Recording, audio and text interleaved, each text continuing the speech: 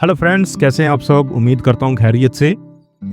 तो हमने स्टार्ट कर दी है लेबर लॉ ट्रेनिंग। तो आज का जो हमारा फर्स्ट चैप्टर है, हम शुरुआत करेंगे पेमेंट ऑफ बोनस एक्ट से। तो देखिए, 3 चरणों में हम इनको कंप्लीट करेंगे इस चैप्टर को। फर्स्ट ऑफ ऑल हम आपको बताएंगे कि इसका ओवरव्यू क्या है, इसकी हिस्ट्री क्या है, कौन कौन से सेक्शंस हैं।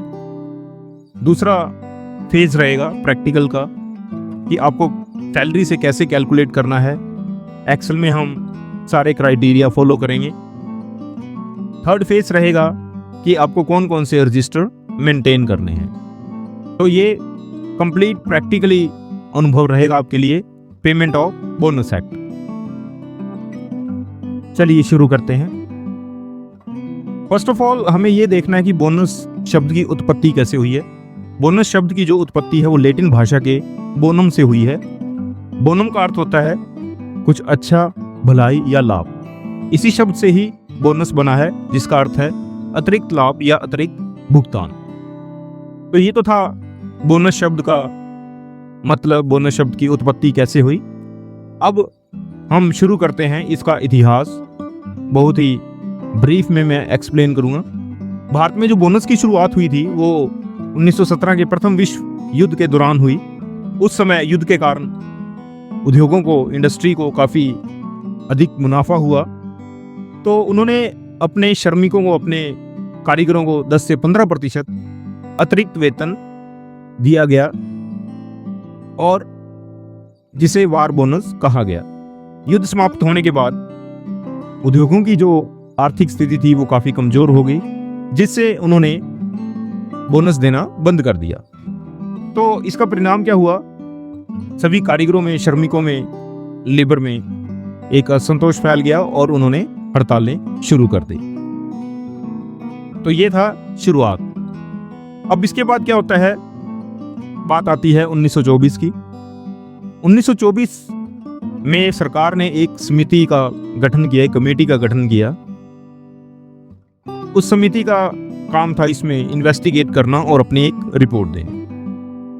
तो समिति ने क्या कहा, बोनस श्रमिकों का जो है कानूनी अधिकार नहीं है, यह एक केवल एक्स ग्रेशिया है। स्वेच्छा से अगर कंपनी चाहे, एम्प्लॉयर चाहे तो वो दे सकता है। श्रमिक जो है बोनस की मांग कर सकते हैं, लेकिन कानूनी रूप से इसे पाने का अधिकार नहीं है।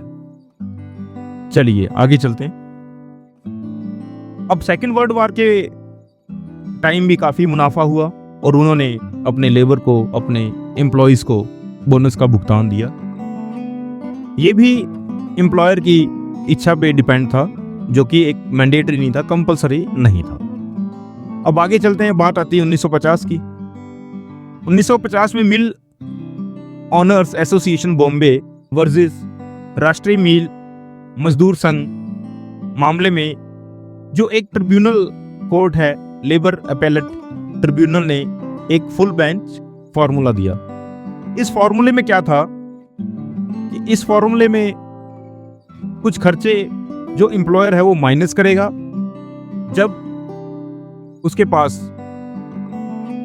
प्रॉफिट बचेगा, उसके पास पूंजी बचेगी, तभी वो इस बची हुई राशि में से बोनस देगा।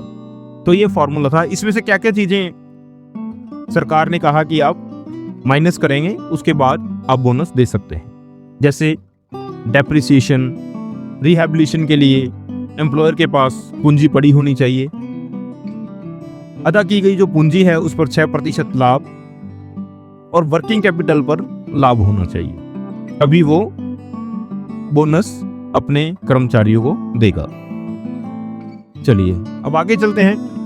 1955 में क्या हुआ, सुप्रीम कोर्ट ने म्यूर मिल्स कंपनी लिमिटेड बनाम सूती मिल्स मजदूर यूनियन मामले में फुल बेंच फार्मूले को मान्यता दी। न्यायालय ने यह भी कहा कि बोनस तभी दिया जा सकता है जब श्रमिकों की मजदूरी जीवन यापन स्तर से कम हो और उद्योगों को अच्छा मुनाफा हो। अब उसके बाद क्या आता है,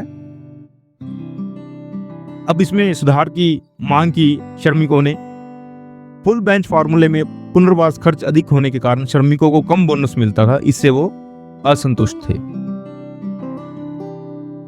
अब एक और जजमेंट मैं शेयर कर रहा हूं आपको, associate cement companies versus labour 1959। इस मामले में सुप्रीम कोर्ट ने सुझाव दिया कि बोनस व्यवस्था पर पुनर्विचार के लिए एक उच्च स्तरीय आयोग बनाया जाना चाहिए। अब आगे चलते हैं। 1961 में क्या हुआ? सुप्रीम कोर्ट के सुझाव पर 1961 में भारत सरकार ने बोनस आयोग का गठन किया। इस आयोग का उद्देश्य बोनस भुगतान के सिद्धांतों, सीमा और दायरे पर अध्ययन करना था। अब चलते हैं फाइनल स्टेज की तरफ। अब बात आती है 1965 में भुगतान बोनस अधिनियम, पेमेंट ऑफ बोनस एक्ट 1965 लागू किया गया।